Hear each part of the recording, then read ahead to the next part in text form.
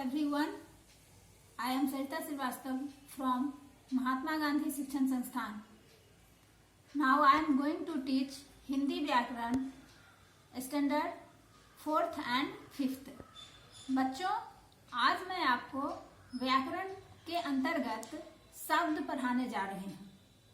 बच्चों, इसे ध्यानपूर्वक सुनना और समझना. बच्चों, शब्द पिछले वीडियो में आपने पढ़ा था वर्ण. वर्णों के मेल से जो नए शब्दों का निर्माण होता है, वर्णों के मेल से जो एक समूह बनता है, उसे ही हम शब्द कहते हैं. तो बच्चों, आओ हम इसे जरा बारीकी से समझते हैं.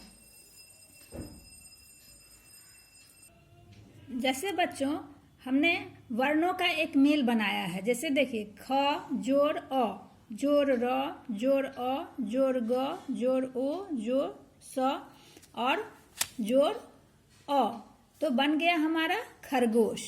मैंने दूसरा एक वर्णों को व्यवस्थित किया है.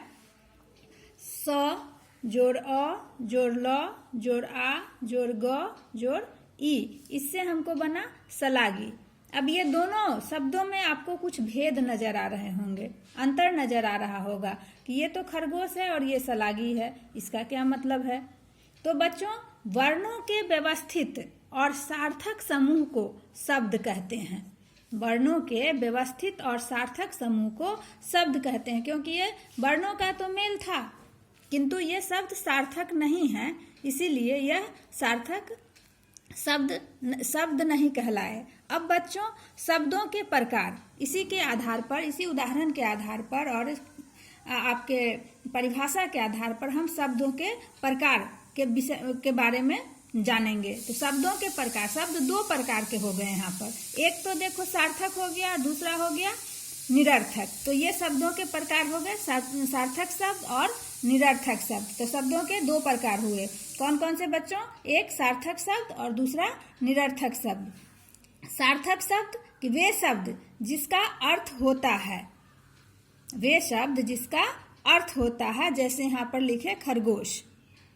दूसरा है निरर्थक शब्द कि ऐसे शब्द जिसका कोई अर्थ नहीं होता है, वैसे शब्दों को निरर्थक शब्द कहते हैं. जैसे यहाँ पर मैंने बनाया था, ये वर्णों को के मेल से हमारा बना था शब्द सलागी. तो सलागी का कोई अर्थ नहीं होता है बच्चों, इसीलिए यह सलागी शब्द जो आया निरर्थक शब्द होता है. बच्चों, सार्थक और निरर्थक शब्दों के अतिरिक्त कुछ ध्वनि बोधक शब्द होते हैं, जो पशु पक्षियों या बेजान वस्तुओं या बेजान पदार्थों की आवाज बताते हैं. जैसे चिड़िया बोलती है ची ची, चिड़िया की आवाज होती है ची ची, और घड़ी टिक टिक बोलता है. तो ये जो आवाज हुआ, तो चिड़िया सजीव प्राणी है और घड़ी जो है वह बेजान कहेंगे, निर्जीव कहेंगे, लेकिन इसकी भी आवाज हमें सुनाई देती है जब यह टिक टिक टिक टिक चलती है, आगे अपना समय आगे बताती है. तो टिक टिक टिक टिक करके हमें सुनाई देता है कि घड़ी चल रही है. अगर यह टिक टिक की आवाज नहीं आती है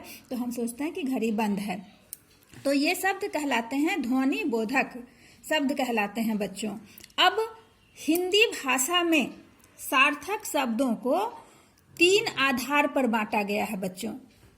सार्थक शब्दों को 3 आधार पर बांटा गया है हिंदी भाषा में.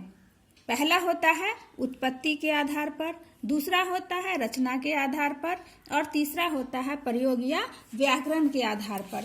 हम इसे इस तरह से भी देख सकते हैं कि शब्द का हम भेद किए, 3 भेद हो गए. इसको इस तरह डायग्राम के अनुसार भी हम इसे समझ सकते हैं. पहला है उत्पत्ति के आधार पर, दूसरा है रचना और बनावट के आधार पर, और तीसरा है प्रयोग या व्याकरण के आधार पर. बच्चों, ये 3 शब्द के भेद होते हैं. अब हम बारी बारी से एक एक करके इनको पढ़ेंगे. तो पहला है बच्चों उत्पत्ति के आधार पर.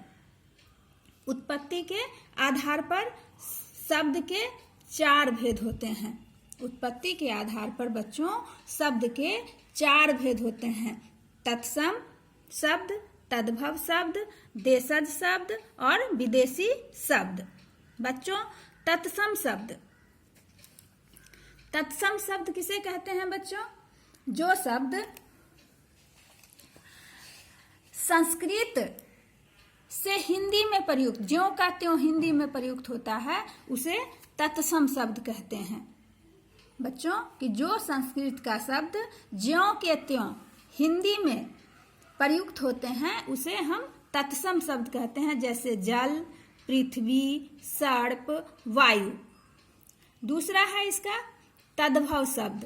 बच्चों, जो शब्द संस्कृत शब्दों में कुछ बदलाव करके, संस्कृत शब्दों में कुछ बदलाव करके हम उसे शब्द बनाते हैं, तो वैसे शब्द तद्भव शब्द कहलाते हैं। तो बच्चों, तद्भव शब्द समझ में आया कि जो शब्द संस्कृत शब्दों में कुछ बदलाव के बाद बने हों, उन्हें तद्भव शब्द कहते हैं। जैसे सूरज, हवा, जैसे हमने यहाँ पर वायु लिखा था, वायु शब्द संस्कृत के होते हैं, तो वो तत्सम कहलाता है। उसी का अगर हम तद्भव बनाएंगे तो हवा हो गया। पहला, सांप, ये सारे शब्द जो हैं ये तद्भव के शब्द हैं। ये संस्कृत के शब्दों को हमने अलग करके बनाया है, लिखा है, तो ये तत्सम शब्द कहलाए। तीसरा होता है देशज शब्द। देशज का मतलब ही होता है देश जोड़ ज, देश जोड़ ज, तो देश जोड़ ज। देश का मतलब तो देश है, और ज का मतलब होता है जन्म, यानी कि देश में जो जन्म लिया हो, कि जो हमारे ही देश में जन्मे हो या उत्पन्न हुए हो, जिनका संस्कृत या अन्य भाषाओं से कोई संबंध नहीं हो, वैसे शब्दों को हम देशज शब्द कहते हैं बच्चों। तो इसमें इसका उदाहरण होता है पेट, कलाई, खिड़की, पगड़ी इत्यादि हमारे देशज शब्द हैं। अब है विदेशी शब्द। तो बच्चों, ऐसे विदेशी शब्द वे शब्द होते हैं जो दूसरे देशों की भाषाओं से निकल कर आते हैं, उसे हम विदेशी शब्द कहते हैं। जैसे अमीर शब्द है, तो ये उर्दू का शब्द है अमीर। रेडियो अंग्रेजी का शब्द है, स्टेशन अंग्रेजी का शब्द है। तो ये सारे शब्द हमें विदेशों से मिला है, बाहर से आया हुआ ये शब्द है, जिसको हम इसे आगत शब्द भी हम कहते हैं बच्चों। तो ये सारे शब्द जो हुए वह विदेशी शब्द हुए। तो विदेशी शब्द का परिभाषा क्या कहोगे? विदेशी शब्द किसे कहोगे?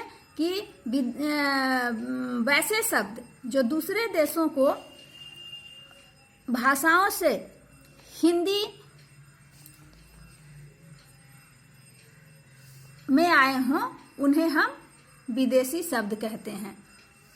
तो अब समझ में आ गया होगा। आज मैं इतना ही इस वीडियो में पढ़ाऊंगी। अब इसी का पार्ट 2 वीडियो में इसके आगे के भेदों को समझाऊंगी। धन्यवाद।